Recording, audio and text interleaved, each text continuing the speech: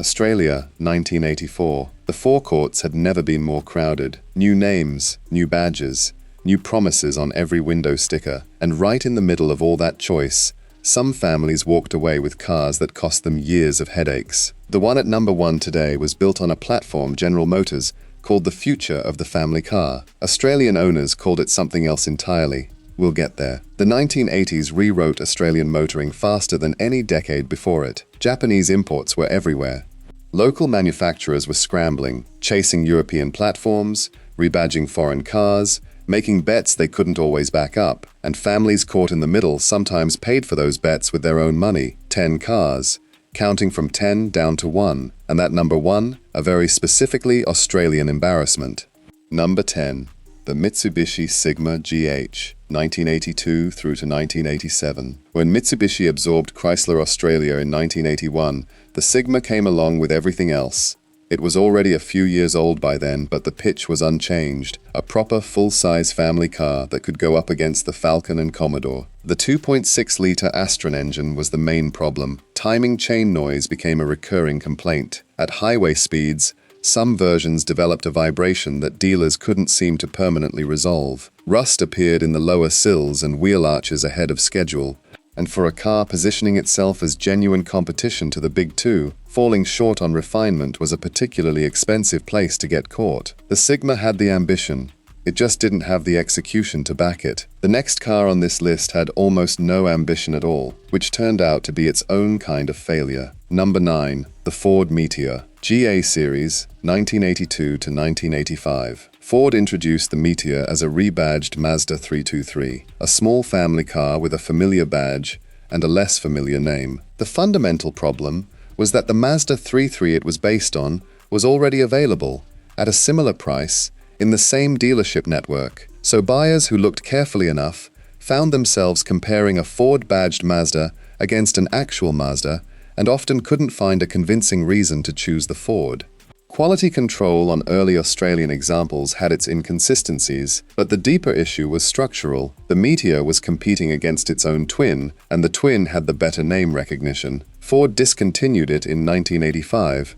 Most people don't realize the Meteor was ever sold in Australia at all. It left almost nothing behind, which is a particular kind of failure for a car sold here for 3 years. The next entry at least made an impression.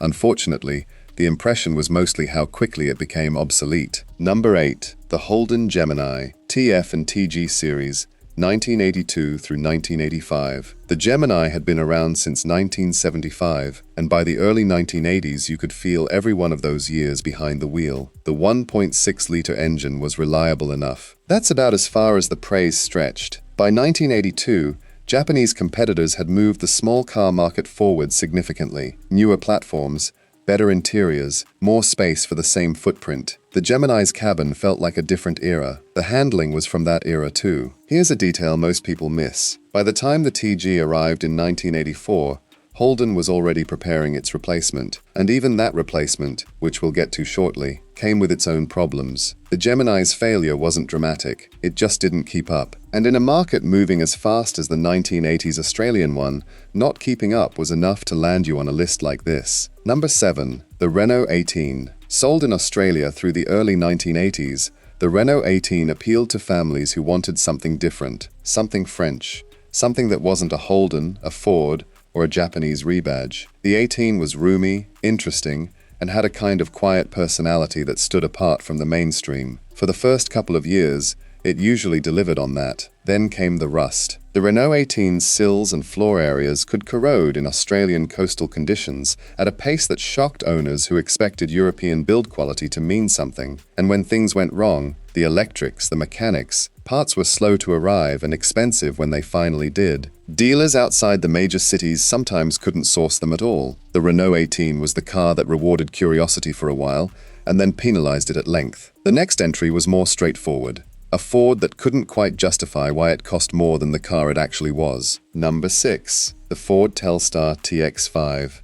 Launched in 1983. The Telstar was a rebadged Mazda 626. The 626 was a good car, reliable, modern for its time, reasonably practical. Ford took it, gave it a different grille and a blue oval, and priced it above the Mazda equivalent. Some buyers who chose the Telstar based on the Ford badge found, on closer inspection, that the value equation was hard to defend. What exactly were they paying extra for? The automatic transmission developed a reputation for problems in Australian conditions, shudder and slip, that could take multiple visits to properly address. And the TX5 sedan, as opposed to the hatch version, never really found its audience. For families who bought the Telstar in good faith, it was often a reasonable car with an unreasonable price attached to it. That gap has a way of shaping how you feel about the experience. We're halfway down. The next 5 are where the stories get more interesting.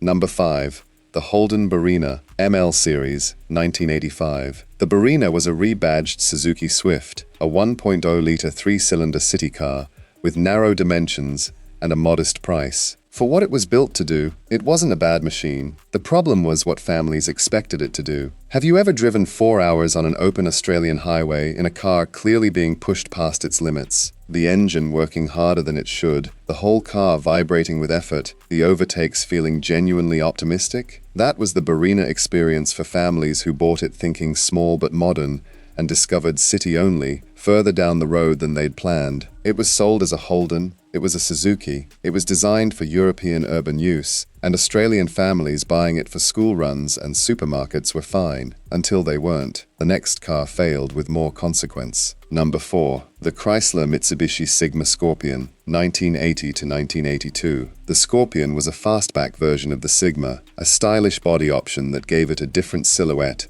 and a performance implication the car underneath couldn't fully support. It landed in an awkward moment. The badge changed from Chrysler to Mitsubishi, while some buyers were still making repayments on cars they'd bought under the old name. The transition was confusing, the branding was shifting, and neither version of the Scorpion addressed the underlying Sigma problems that were already well known. The fastback roofline brought its own issue. The C-pillars and rear sections corroded faster than the standard Sigma sedan did. Owners of the Scorpion got the styling liability and the mechanical inheritance in one package. Few remember the Scorpion now. It arrived at the wrong time, for the wrong reasons, and its brief Australian life was an awkward footnote on a brand in transition. The next car looked like a Holden and wasn't quite. Number 3.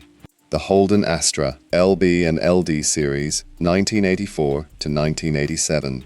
Here's the thing about the Holden Astra that most buyers didn't find out at the time of purchase. It was a Nissan Pulsar N12, not Holden-inspired, not built on a shared platform.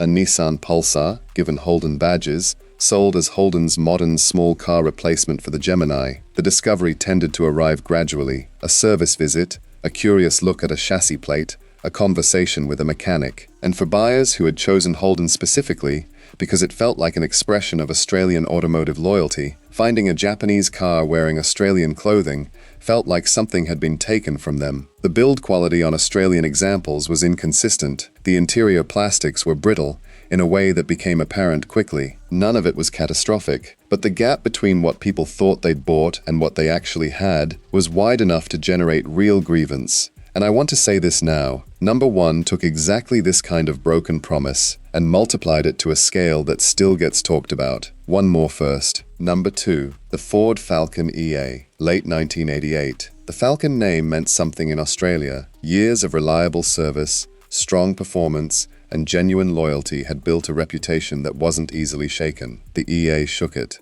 Arriving in late 1988 as the first completely new Falcon in years, the EA had significant quality control problems out of the factory. Rattles and squeaks appeared in low-kilometer cars. Trim panels worked loose. Interior fitment that looked solid in the showroom revealed itself to be less solid in daily use. Warranty claims ran high, and dealers were regularly fielding complaints from buyers who had trusted the Falcon nameplate across decades and felt that trust had been carelessly spent. Ford corrected many of these issues as the EA's run continued, but the families who bought early examples in 1988 and 1989 paid for that learning curve with their own frustration. Behind them, in a category of its own, is number 1. Number 1. The Holden Camira, JB Series, 1982. Holden launched the Camira with real conviction, a modern family car built on General Motors' global J-body platform, the same architecture used across multiple markets worldwide, sophisticated, European in feel, everything a 1980s Australian family could need. What arrived in Australian driveways was rust in the floor pans before the third year of ownership, in many cases. Head gasket failures on the 1.6-litre and 1.8-litre engines that became so common, owners anticipated them. A 5-speed manual gearbox that rattled and resisted. Electrical faults that returned after being fixed. By 1985 and 1986, the Camira's reputation had turned so completely that owning a new one had become genuinely embarrassing. Not because the car was cheap, but because Holden had promised something transformative and delivered something that kept letting people down. Visibly, repeatedly, on driveways and in service bays across the country, the J-body platform disappointed markets everywhere. But there's a specifically Australian sting in a Holden, the company so many families had trusted for so long, being the car that let them down this badly. The Camira ran until 1989. By then, most of the damage to its reputation had long been done. Not one of these cars failed, because nobody cared about building it. The 1980s were a decade of fast decisions and stretched resources, and the families who bore the cost of those decisions deserved better than they got. If you or your parents owned one of these, or if you remember them on Australian roads, I'd genuinely like to know what the experience was. Drop it in the comments below. I read every one. And if you enjoyed this, please like the video and subscribe to Sunburnt Crow.